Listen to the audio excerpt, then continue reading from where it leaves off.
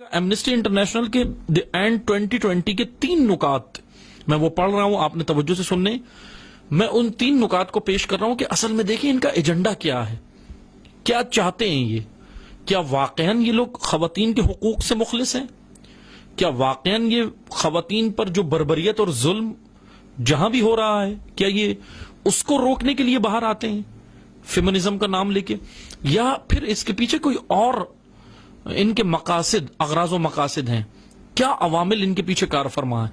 اس میں سے بس توجہ سے سنیں کہ ایمنسٹی انٹرنیشنل نے دی اینڈ 2020 کے 3 نکات میں مختصر سے بیان کر رہا ہوں. پہلا نقطہ ان کا یہ ہے جو انہوں نے فیمنزم کے عنوان سے باقاعدہ خود اپنے ایجنڈے کے اندر پیش کیا کہ اسقاط حمل کو اب یہ چاہیں گے کہ مثلا ٹھیک ہے فیمنزم کے عنوان سے یہ لوگ آ گئے 8 مارچ کو، ہم نے مثلا فرض کریں کہ اگر یہ واقعا خواتین کے حقوق کے لیے آئے ہیں، ٹھیک ہے خواتین آ گئی اور انہوں نے جو ہے خواتین پر ظلم و بربریت جو ہو رہی ہے اس کے خلاف آواز اٹھائی، ٹھیک ہے سب مان گئے. اب بتائیں گے چاہتے کیا ہیں، ٹھیک ہے ان کا ایجنڈا کیا ہے. تو اس ایجنڈے کو میں آپ کی خدمت میں پڑھ رہا ہوں. پہلا یہ کہ اسقاط حمل کو قانونی تحفظ دیا جائے اور پروموٹ کیا جائے. اسقاط حمل کیا ہے؟ ایبورشن، یعنی عورت حاملہ ہوتی ہے تو ہو جائے، زنا کرتی ہے تو کر لے، الیعوذ باللہ معاذ اللہ وہ زنا کرے کسی کے بھی ساتھ.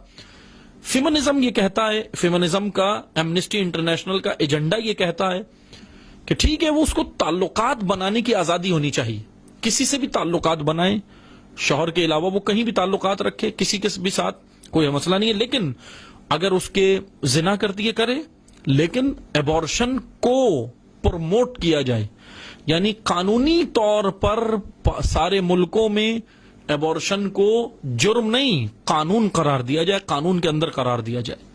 ایک پہلا ان کا نقطہ یہ ہے. دوسرا، ہم جنس پرستی کو قانونی تحفظ دیا جائے. ایمنسٹی انٹرنیشنل کے ایجنڈے کے اندر یہ موجود ہے. فیمنزم کے جو فیمنزم یہ چاہتی ہے، فیمنزم کے نام سے جو باہر آئے وہ یہ چاہتے ہیں. اب خواتین توجہ سے سنیں، غیرت مند خواتین توجہ سے سنیں، کیا وہ یہ چاہتی ہیں؟ وہ ان چیزوں کو چاہتی ہیں جو ان کے جھانسے میں آ کے 8 مارچ کو باہر نکل آتی ہیں فریڈم کے نام پہ؟ حالانکہ فریڈم نہیں ہے، فحاشی ہے. فحش ترین عورتیں ہیں یہ جو آپ کو باہر نکالنے کی کوششیں کر رہی ہیں، اور فحش ترین ان کے مقاصد ہیں، جس میں سے ایک یہ کہ ہم جنس پرستی کو قانونی تحفظ دیا جائے، یعنی ہم جنس پرستی. اور اس کے لیے انہوں نے ایک اور کام کیا ہے. ایک جانور ہے سور کی چربی، سور کا دودھ مختلف پروڈکٹ کے اندر انہوں نے ملانا شروع کیا ہے، ملا رہے ہیں، اور لوگوں کے جو ہے وہ یہ بہرحال یورپی ملک میں تو یہ لوگ استعمال کرتے ہیں، باقاعدہ مسلم ممالک اور دیگر ممالک مشرقی ممالک کے اندر بھی یہ بھیج رہے ہیں وہ پروڈکٹ کہ ہم اس کو استعمال کریں، سور کی چربی اور سور کا دودھ. اب سور کو اللہ تعالیٰ نے دین اسلام نے حرام قرار دیا اس جانور کو.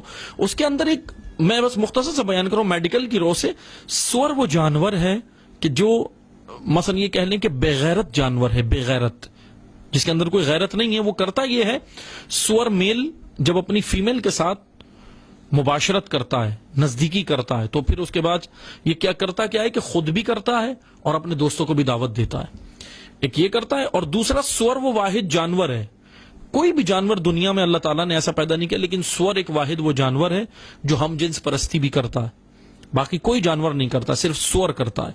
اب سور کا یہ چربی اور یہ ساری چیزیں یہ پروڈکٹ میں ملا کے یہ پیش کر رہے ہیں، دے رہے ہیں، مختلف پروڈکٹ کے ذریعے یہ ہمارے جسموں کے اندر منتقل ہو رہی ہے، ہمارے جا رہی ہے، اور ہمارے اندر خدا نخواستہ بلکہ ہو رہی ہیں یہ صفات پیدا ہو رہی ہیں، بے غیرتی پیدا ہو رہی ہے، ہم جنس پرستی معاشرے میں عام ہو رہی ہے.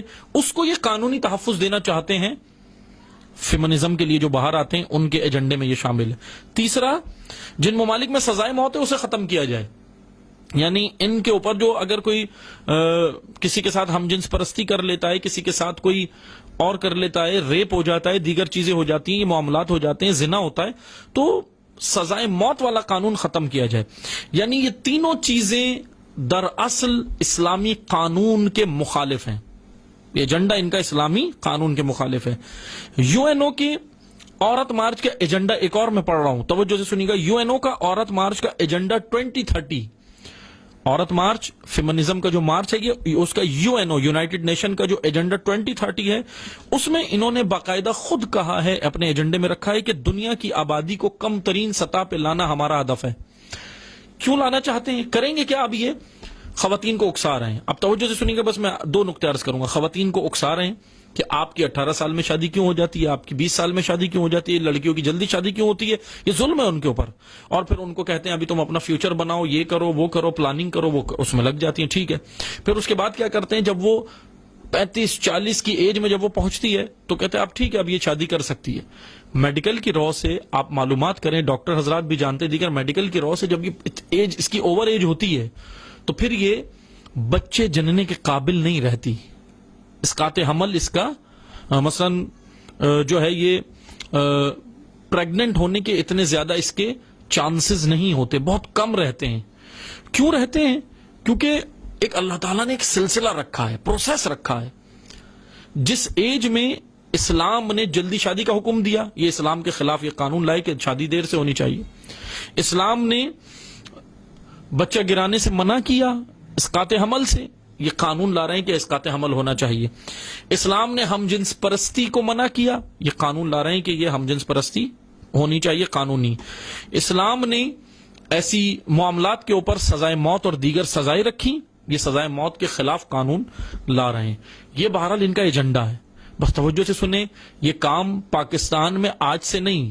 میں یونیورسٹی کا نام لیے بغیر آپ کو یہ بتانا چاہوں گا کہ کراچی کی بڑی میڈیکل یونیورسٹی ہے, آج سے تقریباً 2 سے 3 سال پہلے, لگ بھگ بلا مغالطہ میں عرض کر رہا ہوں 2 سے 3 سال پہلے کی یہ بات ہے, کراچی کی بڑی میڈیکل یونیورسٹی کے اندر باقاعدہ پروگرام ہوا تھا. اسٹوڈنٹس وہاں پہ مسلمان اسٹوڈنٹس موجود تھے, مرد و زن دونوں, خواتین و مرد دونوں اسٹوڈنٹس تھے وہاں پہ موجود تھے, اور وہاں پر اسقاط حمل کے طریقے بتائے گئے تھے. اس میڈیکل یونیورسٹی میں باہر کی ٹیمیں آئی تھی, یو این کی ٹیم بھی آئی تھی, باہر سے بھی آئی تھی, یورپی نیشن کی ٹیمیں آئی تھی, جنہوں نے آ کر بچہ گرانے کے طریقے بھی بتائے تھے, اور یہ بھی بتایا تھا کہ آپ تعلقات رکھنا چاہتے ہیں تو رکھیں آپس میں, کوئی حرج نہیں ہے, لیکن بچہ گرانے کے طریقے بھی بتائے تھے, اور دوائیں بھی فری میں بانٹی گئی تھی وہاں لڑکیوں کو. اس میڈیکل یونیورسٹی کی لڑکیوں کو دوائیں فری میں بانٹی گئی تھی, اور کہا گیا تھا یہ ٹیبلٹ آپ رکھیں, جن سے تعلقات بنائیں, لیکن ایبورشن پر آپ جانے کی بھی ضرورت نہیں ہے, ٹیبلٹ کھائیں اور بچے کو ختم کر لیں. بہرحال یہ خطرناک, خواتین اپنے مقام کو پہچانے, یہ عورت کا مقام نہیں ہے. عورت کو اس کے مقام سے گرانے کے لیے یہ فیمنزم مارچ ہو رہا ہے. عورت کی تذلیل ہے یہ مارچ. عورت کو اگر کوئی مقام دے سکتا ہے تو وہ اسلام نے دیا ہے. جب عرب زندہ درگو کرتے تھے عورت کو, تو اسلام نے عورت کو بیٹی کا درجہ دیا, ماں کا درجہ دیا, اسلام نے دیا. جب یہودی مذہب کے اندر جب ماہواری کے درمیان میں جب عورت کو ماہواری آتی تھی تو اس کے درمیان میں یہود ان سے دور ہو جاتے تھے, دور کر دیتے تھے, اس کے ہاتھ کا کھانا نہیں کھاتے تھے. یہ یہودیوں کے اندر تھا, کھانا نہیں کھاتے تھے, اس عورت کو دور کر دیتے تھے. تو اسلام نے یہ مقام دیا کہ ماہواری کے درمیان بھی اس کی عزت اور رسپیکٹ رکھی.